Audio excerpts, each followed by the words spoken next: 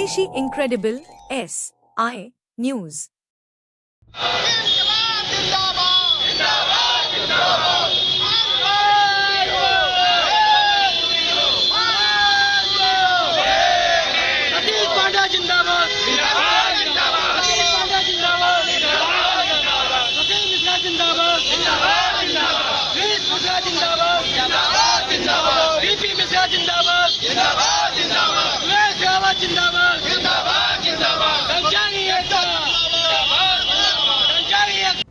पर आज पूरे प्रदेश के 75 जिलों में सत्याग्रह भूख हड़ताल के माध्यम से इस प्रदेश सरकार की कर्मचारी विरोधी नीतियों के खिलाफ हम लोग ये सांकेतिक ध्यान आकर्षण आंदोलन कर रहे हैं। निश्चित रूप से जैसा कि हमारे पूर्व आदरणीय BP मिश्रा जी ने, सतीश पांडे जी ने बताया और चिताया इस सरकार को, हम भी कर्मचारी शिक्षक संयुक्त मोर्चा की ओर से और प्रदेश के लाखों लाख स्थानीय निकाय कर्मचारियों की तरफ से सचेत कर देना चाहते हैं कि अब भी चेत जाए सरकार। यदि हमारी मांगों को समय रहते उनका निस्तारण नहीं किया गया, जो लंबित पूर्व में है, सैकड़ों हमारे लोगों को बैठकें हुई, या तो उनके क्रियान्वयन नहीं हो रहा या उनकी कार्यवृत्तियाँ नहीं जारी हो रही। इन परिस्थितियों में कर्मचारी आज बहुत दुखी है और ऐसा नहीं है कि कर्मचारी इन्हीं सरकार से दुखी है। जो भी कर्मचारी विरोधी नीतियाँ सरकार ने पूर्व में किया है उसका कर्मचारी उदाहरण है कि वो सरकार रही नहीं देश में और प्रदेश में। आज हम पुनः इस सत्याग्रह के माध्यम से प्रदेश की सरकार को, उनके आला अधिकारियों को सचेत कर देना चाहते हैं कि यदि कर्मचारी शिक्षक संयुक्त मोर्चा की पूर्व से लंबित मांगों पर समय रहते निस्तारण नहीं हुआ तो निकट भविष्य में बहुत बड़ा आंदोलन करने हैं तो हम लोग बाध्य होंगे।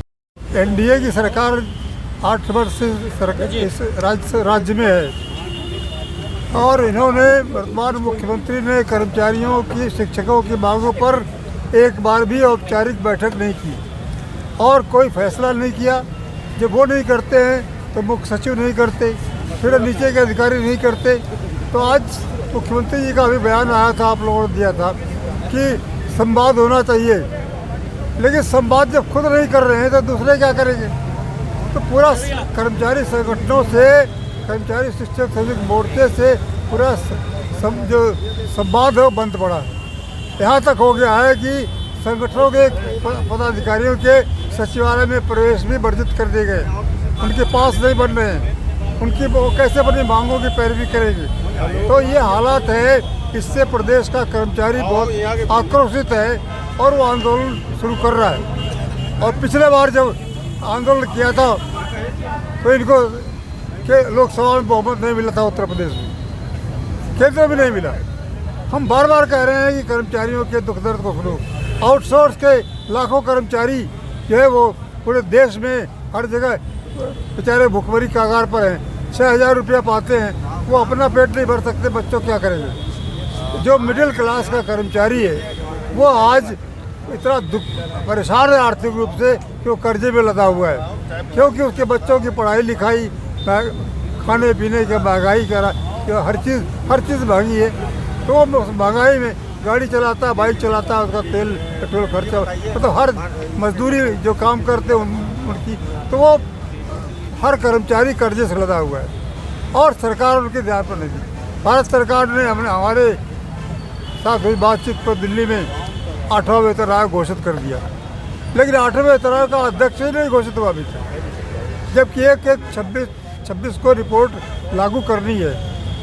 तो वो कैसे लागू होगी जब अध्यक्ष नहीं बना, अभी उसकी रिपोर्ट कब बनेगी। इस तरह से आउटसोर्स के कर्मचारी, जो सरकारी कर्मचारी हैं और पब्लिक सेक्टर के कर्मचारी हैं, रोडवेज के कर्मचारी हैं, स्थानीय निकाय कर्मचारी हैं, सबके मामले, कैडर पुनर्गठन का मामला लटका हुआ है।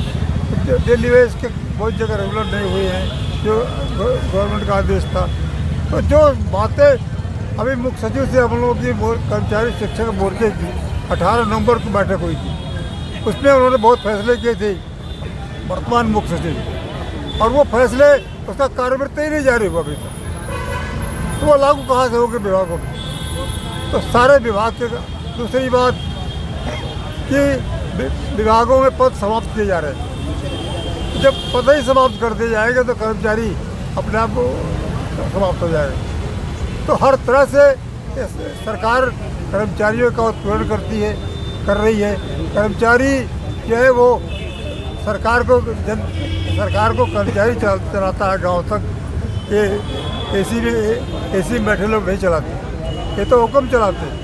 तो उस कर्मचारी की हालत ये है, आप लोग भी कर्मचारी हो, तो आप देखो क्या दशा हो रही है इस वर्ग के लोग। ये आपका एक दिवसीय धरना है, ये अनिश्चितकालीन होगा भी है? नहीं, ये आज अभी एक दिन ध्यानाकर्षण गांधीवादी तरीके से हम चल रहे हैं कि आज एक सारे प्रदेश में आज 75 जिलों में कार्यक्रम हो रहा है। उसके बाद कब से शुरू और करेंगे? इसके बाद हम ऑल इंडिया के प्रेसिडेंट हैं इप्सप के, हम उसकी तरफ से पूरे देश में ये कब से शुरू करेंगे आप?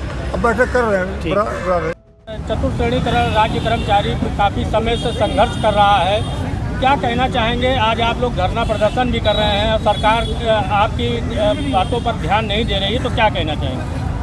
ये कर्मचारी शिक्षक संयुक्त मोर्चा के बैनर तले आज प्रदेश की सरकार से हम ये सत्याग्रह शांतिपूर्ण कार्यक्रम के माध्यम से उनका ध्यान आकर्षण कर रहे हैं कि जो कर्मचारी शिक्षक संयुक्त मोर्चा एक लंबे समय से विभिन्न मांग पत्रों के द्वारा कर्मचारियों की समस्याओं का निराकरण कराए जाने का अनुरोध उत्तर प्रदेश के मुखिया से करता चला आ रहा है, और जिस प्रकार से उत्तर प्रदेश की सरकार द्वारा कर्मचारियों की मांगों को अनदेखी किया जा रहा है, आज एक दिवसीय सांकेतिक कार्यक्रम के द्वारा सरकार को यह चेतावनी दी जा रही है स्पष्ट रूप से कि अगर अब भी आप नहीं चेते तो आने वाले समय में पूरे प्रदेश का कर्मचारी और शिक्षक एक मंच पर आकर के एक लामबंद होकर के आपके विरुद्ध सीधा संघर्ष की घोषणा करेगा, जिसको झेल पाना शायद उत्तर प्रदेश की सरकार के बस की बात नहीं होगी। तमाम सारी मांगे ऐसी हैं। आज स्थितियां ये हो गई हैं कि प्रदेश का कर्मचारी नेताओं के सचिवालय प्रवेश पत्र बनने बंद हो गए हैं, यानी कि हम अपने कर्मचारियों की समस्याओं को उच्च स्तर तक पहुंचा ही नहीं पा रहे हैं। तो इससे बड़ी विडंबना और क्या हो सकती है? हर बार लगातार ये निर्णय होते हैं कि हर महीने प्रमुख सचिव अपने विभागों के अध्यक्ष मंत्रियों के साथ बैठक करके उनके समस्या का निराकरण करेंगे, लेकिन आज तक किसी समस्या का निराकरण नहीं किया गया वर्तमान सरकार के द्वारा। तो निश्चित रूप से तमाम सारी समस्याएं हैं। 8वें वेतन आयोग की घोषणा हो चुकी है, लेकिन उसको 1/1/26 से लागू कैसे किया जाएगा, ये सरकार की कोई स्पष्ट नीति नहीं है। प्रदेश में लाखों लाख आउटसोर्सिंग कर्मचारी 6,000, 8,000, 10,000 के वेतन पर जीवन निर्वाह करने के लिए मजबूर हैं, लेकिन उनकी ओर से बार बार घोषणा हो रही निगम बनाया जाएगा, निगम बनाया जाएगा। अभी तक निगम का कोई भी प्रारूप बनकर के नहीं आया है। तो मैं आउटसोर्सिंग कर्मचारियों का निगम नहीं, बल्कि जितने भी आउटसोर्सिंग कर्मचारी हैं सबको विनियमित करके इस सरकार में रेगुलर कर्मचारी की भांति ट्रीट किया जाए। मैं ऐसी मांग सरकार से करता हूं, और इस सरकार को ये भी चेतावनी देना चाहता हूं कि निकट भविष्य में कर्मचारी और शिक्षक लामबंद होना शुरू हो चुका है आज के इस कार्यक्रम के माध्यम से, जो आपकी सरकार के लिए एक खतरे की घंटी बन सकता है।